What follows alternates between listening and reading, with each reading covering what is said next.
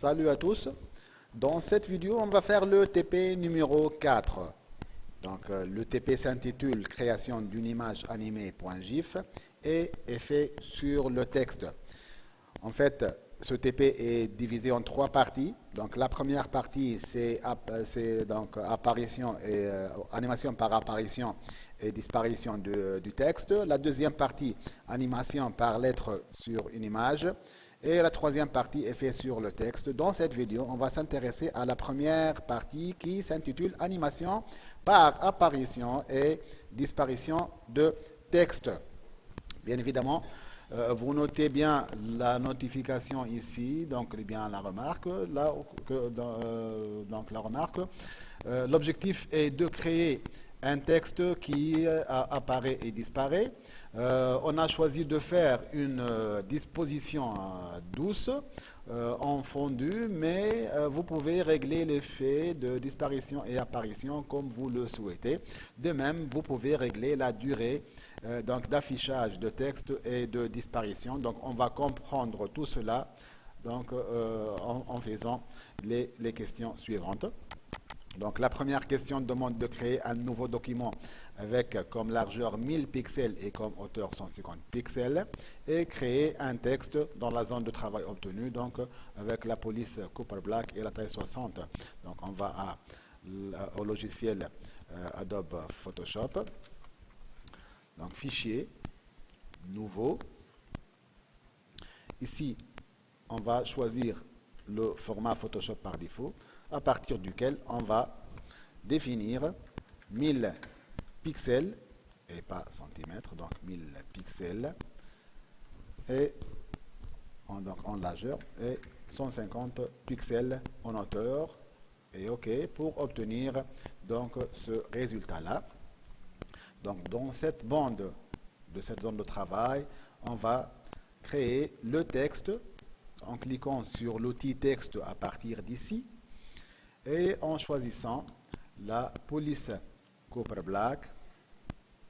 Donc on peut saisir ou bien chercher la police Cooper Black à partir des polices qui commencent par C. Voilà, Cooper Black avec 60 comme taille. Et on peut définir la couleur désirée. Ici, on peut garder donc la couleur noire du texte. Donc, on va étaler ou bien dessiner une zone de texte dans laquelle on va saisir notre texte qui est éducation et enseignement. Bien évidemment, on peut redimensionner la zone de texte de telle façon à obtenir donc ce résultat là et je clique sur valider la transformation et après je clique sur l'outil de déplacement pour déplacer le texte que je viens de saisir. Donc je peux donc double-cliquer ici pour modifier donc et enseignement et voilà pour avoir la totalité du texte dans la zone de travail. Donc et and donc and pour dire et je valide. Donc de cette manière là je peux déplacer le texte au milieu de notre zone de travail. Bien. Donc après avoir fait tout cela, on va aller à au menu, à fenêtre animation, et dans la boîte qui s'ouvre, on va cliquer sur Create Frame Animation et mettre le délai à 0,1 seconde. Donc je clique ici à fenêtre, déjà animation est cochée, vous pouvez trouver ici dans la bande en bas, donc donc la zone sur laquelle on va travailler. Donc si elle n'est pas cochée, donc vous ne pouvez rien trouver ici. Mais pour la faire apparaître, je clique sur fenêtre, animation.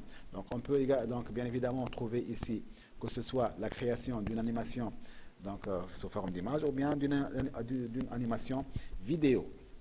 Donc nous, on va s'intéresser à frame animation, donc pour faire donc l'action sur des images. Donc je reviens à l'énoncé. Donc après avoir bien sûr réglé le délai à 0,1 seconde, donc je clique sur Create Frame Animation et le délai à partir d'ici au bouton droit, je clique pour définir 0,1 seconde dès le début pour que la suite des images qui vont suivre donc soit par défaut au même délai fixé ici. Donc maintenant je vais cliquer dans cet outil-là. Il y a duplication des images sélectionnées. Je clique pour une seule fois en fait. Donc j'ai cliqué 2 fois. Voilà. Donc j'ai dupliqué la même image que celle-là. Donc elle prend les mêmes propriétés. Vous voyez, donc même le délai, donc il est à 0,1 seconde comme la précédente. Bien. Dans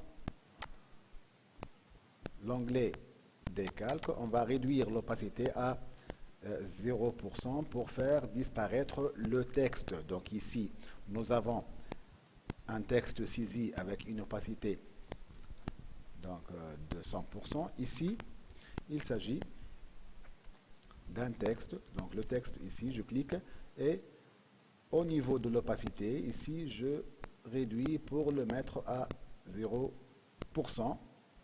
pour faire disparaître le texte. Donc vous remarquez ici que le texte est pleinement saisi avec une opacité 100% et ici c'est à 0%. Donc si je fais le passage d'ici donc de la première vers la deuxième, j'obtiens donc le clignotement de cette manière-là. Donc l'animation qui se fait de cette manière-là.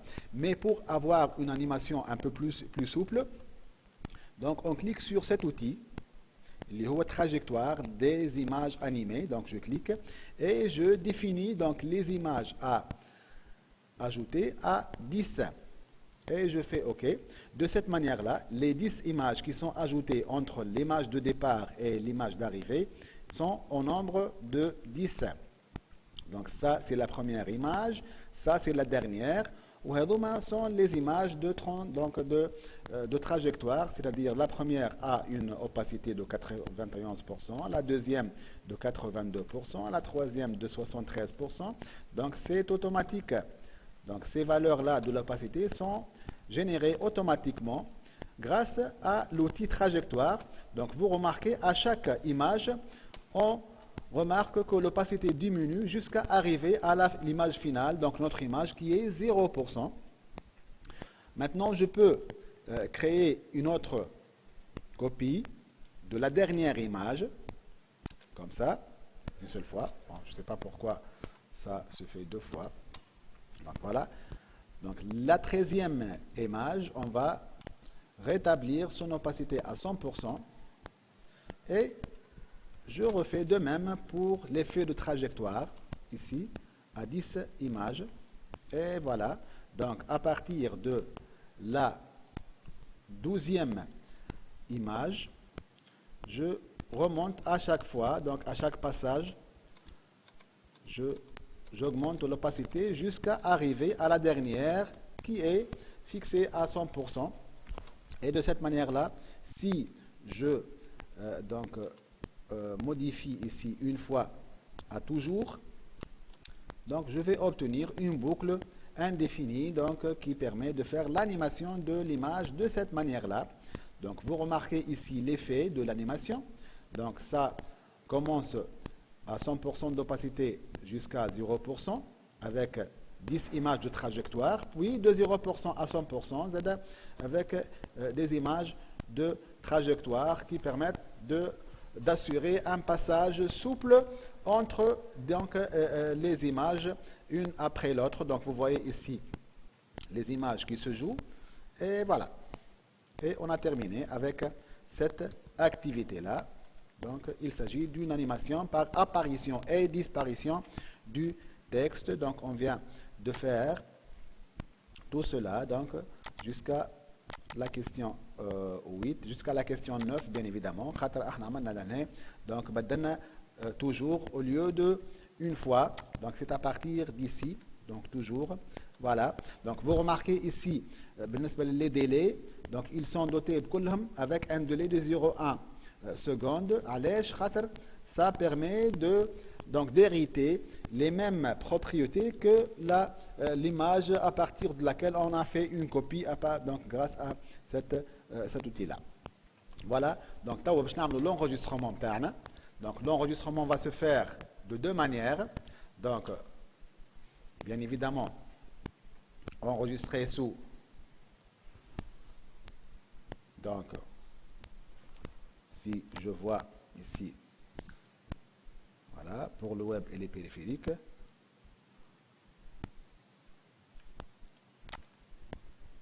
Ou bien, si je reviens, donc, fichier, enregistré pour le web et les périphériques. Ici, pour le web et les périphériques, pour générer l'image .gif. Sinon, on fait enregistrer sous. Donc, on sait bien que pour générer une image .jpg, on fait enregistrer sous et on modifie à partir d'ici le format de PSD à JPG, JPEG, GPE.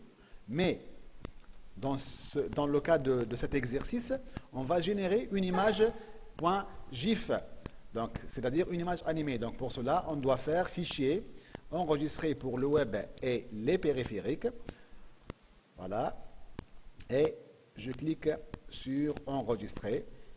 Donc je vais à mon dossier de destination qui se trouve sur des deux points, là où je vais nommer le fichier comme demandé, ici TP4 anime1, votre nom et votre prénom. Donc ici je vais mettre TP4 anime1, bon. Donc, TP4 anime1, votre nom, donc mon nom et mon prénom.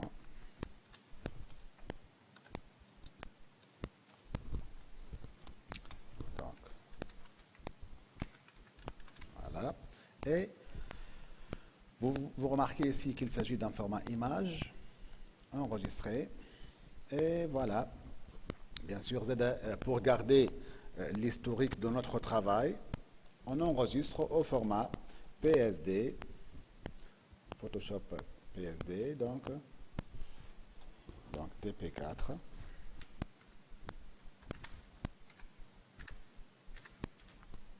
Anime 1, mon nom et mon prénom. Bien sûr, moche.gif, mais .psd. Voilà. Et enregistrer. De cette manière-là, si je cherche les deux fichiers que je viens d'enregistrer dans mon dossier de travail, je vais trouver ce fichier-là qui est un fichier .gif et le deuxième fichier qui est le fichier PSD qui est celui-là. Donc si je souhaite ouvrir ce fichier, je vais voir donc grâce à l'éditeur de fichier GIF donc l'animation que je viens de faire et j'obtiens le fichier de cette forme-là. Donc il s'agit d'un fichier GIF que je peux insérer donc éventuellement dans une image par exemple, bien dans un navigateur. Lorsque je souhaite faire la création d'une page web ou bien d'un site web, je peux ajouter cette image-là donc dans l'un des composantes de cette page-là. Voilà, donc on a terminé avec cette partie. Il ne reste que donc déposer ce fichier-là dans les plateformes demandées donc de votre enseignant. Voilà, merci pour votre attention.